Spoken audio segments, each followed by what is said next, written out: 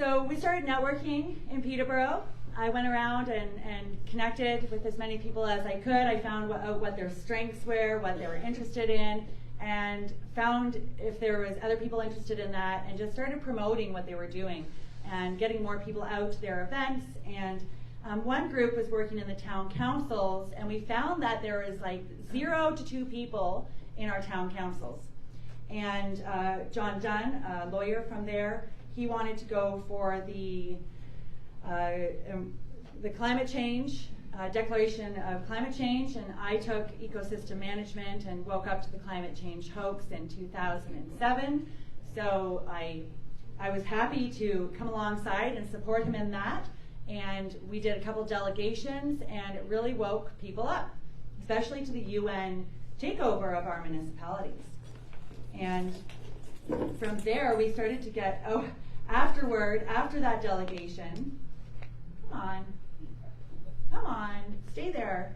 After that delegation, Justin Trudeau landed in Peterborough and met with, of course, the mayor and the CAO and the mainstream media reporter. And at that time, we were preparing to come to Duro-Dummer, to Warsaw here, to address the town council here. And it was amazing. There was a couple ladies, Lynn in the back, Sue. I know I don't want to name them all because I know some of them don't want to be named, so I won't name everyone. And they had been looking at the official plan, and of course, all these official plans that have 2050 at the end of it, they're all the agenda of the UN. So they're all UN Sustainable Development Agenda goals. And basically what they were trying to do here, like they're doing everywhere, is drive all future growth to settlement areas and basically dissolve the prosperity of the rural regions of Canada. They're also using faulty mapping to designate all of the land under their provincial mapping so that they can make it so that you can't sever off pieces of your land and you can't do this or that, and so on. And they're all doing it with their town clerks who aren't from the area, and they are working in consultation with international organizations to come up with these official plans and strategic plans and everything. So we brought this to the attention of the council here in Duro, and I just absolutely was shocked at the response. I had a feeling that we would have much better progress in the small towns than in the cities, and I believe that we should, with these kinds of initiatives. I know some of you live in cities, and you got to keep the pressure on, but we can more than likely turn the councils and turn the people of the rural municipalities and regions back over into hands of people with integrity quicker, because what they did is one after the other. They said what was said, what she said is true. There's facts to what she said, and I think it's time that we stand and be counted. And I can't, in good conscience, approve the official plan. It is a death sentence to our municipality. And he brought up the mapping and said why are they asking us to pass it when they know that the mapping is wrong? So one after the other, they said we're not passing it and we need more public consultation, and so that is where it's at. And now the team here in Duro has taken it, they've asked for a procedural change so that they can actually have 5-minute delegates speak to the issues that are on the agenda at last minute notice. And now so we had 65 people when I went to speak that night, and it really helped. And now they have 60 people there on a regular basis, and it really helps. And they're actually discussing local issues.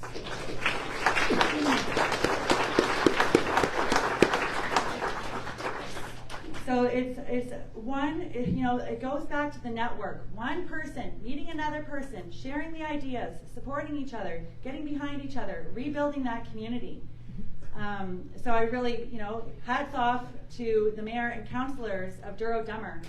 And I love the fact that this first win happened in Warsaw, because Warsaw is the first country, or the first city that they invaded in Poland. So we want to retake it. This is a battle by the pen.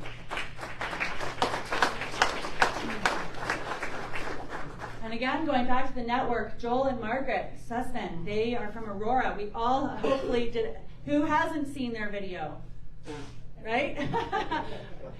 I wish I had time to play this, but basically Joel and Margaret, Joel is a wordsmith, so I posted the speech template online, and he took that template and he absolutely threw a bullseye with it, and he refined it, and this is what we want. All the stuff that is here, truth is, nobody owns the truth.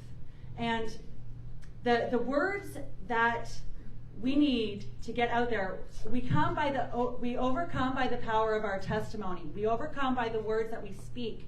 And after Joel and Margaret did this amazing delegation, they had a 1-minute standing ovation, including by, I think, 2 of the counselors also stood and gave them an ovation.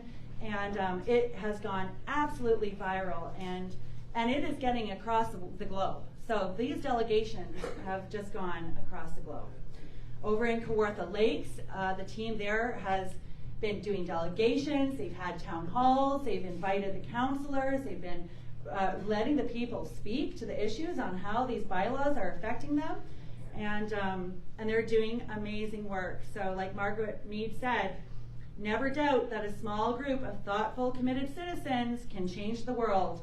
Indeed, it's the only thing that ever had. And I look around this room, guys, all we need is a few people in each town to start working together and to put the mission before the ego and go forward from there. And it is important to know what the mission is. They've been working with Sheila, who's here today, and she has put together on her website, I'd pull it up, but it's a bit too much work. It's right there, sheila.ca, and I think amazing work. She is exposing the public-private partnership and the municipal fraud, and she has the POGG primer on her website, and she's been very quick to respond back to people. So if you have any questions, put it forward to her website there. It's easy to remember, sheila.ca. And she's here today. Sheila, if you want to wave your hand, that way people can come and speak to you. And I'm almost done. I work better when I'm on a time crunch, sorry. So, we're up against organizations like ICLEI, an international council on local environmental initiatives. What we are missing is local councils on local issues. 0 people in our town council has not helped for the last 30 years. And, across this country, we need people in every riding to at least, be a representative to say, I'm going to watch these councils, I'm going to see what's going on, and to start working with the national people across the country who have the solutions to move forward. And from there, we do need to start having our own town halls. We need to be discussing these local issues and getting the numbers and the support base up. Once we start bringing it to the people, what is going on at the local level, you bet they care, and they'll start showing up. And when they know that they can come together with their neighbors and have a voice, that's how we build community, right? Also, local newsletters. We cannot rely on Facebook anymore. They won't let us share the news. We can't rely on the local newspapers. Substack is free. Every community should have a local newsletter, and when you find like-minded people, get them onto it and start sharing every event that is taking place that is within that like-minded circle, and for families and for community services and for everything. We need to rebuild the village, right? And people need to be able to be brought into that through some source, and to me, community newsletters are key. And in Kamloops, they've done just that. They've done a great job setting up a group of citizens that work together to do this, and as well as well. I've been very much impressed. We heard people talk about the man who went to Switzerland and he learned about private property rights. We have a lot to learn from countries like that. And Civis for Reform is a group that is doing just this. They're helping people to find a representative in every area to hold the government accountable at all levels and bring that information to the people and start having people assemblies so that those people, the people of the area, can decide what kind of system reform that they want. So everyone who's reached out to me as far as help for in your municipality, the Wednesday night meeting is literally filled with people that are discussing that and working together and sharing their knowledge. So, you know, organizers from every community, leads of different organizations across this country. It's time that we put them all together in one spot and we show this country what it looks like to have some leadership again. And we don't have to form a political party to do that. We can just form a group of citizens, if you want to use that word, a group of men and women, people, to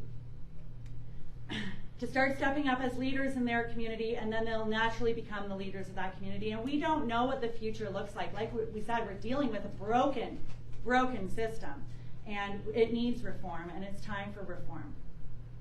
So I was in Ottawa last week, and with Civis for Reform, we launched the Shame on Parliament Canadians Declare Non-Confidence campaign, and basically just driving home the point that the members of Parliament, their conduct no longer reflects our values, and no longer, in my opinion, has the consent of the governed. My community, you guys, I don't think that we're consenting to this form of government, and it's not working for us. So shame on Parliament. And this is really not for the politicians, because they're not listening. We stood there with the sign, and they walked by, they diverted their eyes, they didn't want to see it. They're not listening. Some of them are. But this is a call out to our fellow Canadians, right? And we want to we cannot win this with 5% of the population, ultimately. We need to get the people of Canada to recognize the situation we're in and to come out of it with us.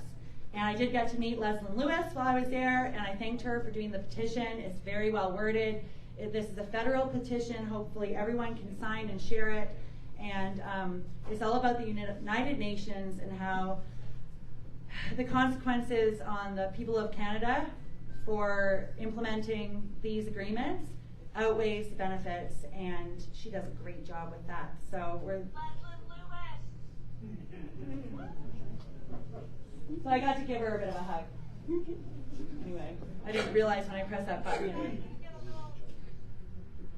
I'll take a screenshot after. So that was fun, and I'll be back there next week, hopefully. And I would like to stand with that sign with a flag from every province, and have representatives from every province standing behind it, and to start almost theatrically casting people into these roles of spokespeople for each province, and even, you know, Minister of Health, and have Dr. Shoemaker there, and other people like that, people who can speak to these issues and show the country what it looks like to have someone speak for you in front of Parliament, and just really, you know, have some fun with it, but make our point.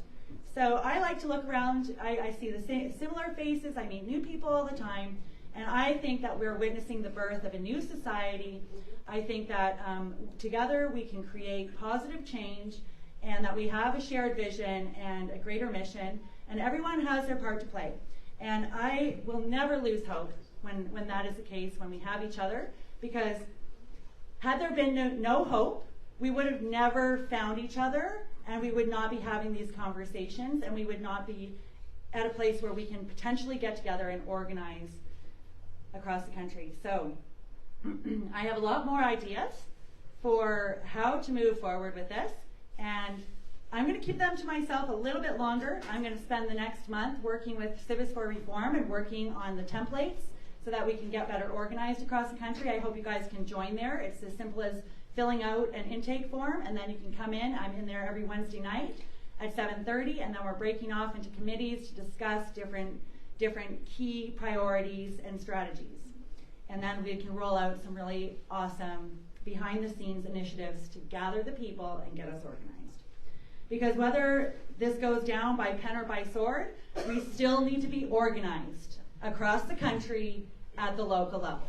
And I believe that all of this was done with the pen, and we can undo it with the pen, and we got to do it, right? Serious times, serious measures, and I'm so glad to be born on this earth at this time with all of you.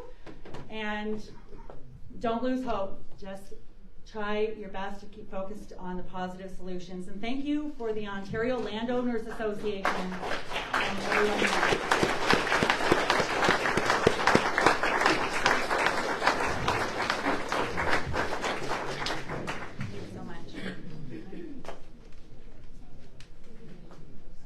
Awesome. Sorry, I know I went 5 minutes over. Here you go, Maggie. Boy, do I feel like the bad guy walking up on the good speakers like this. But we were trying to keep to a time schedule. Shirley Nolan, if I can get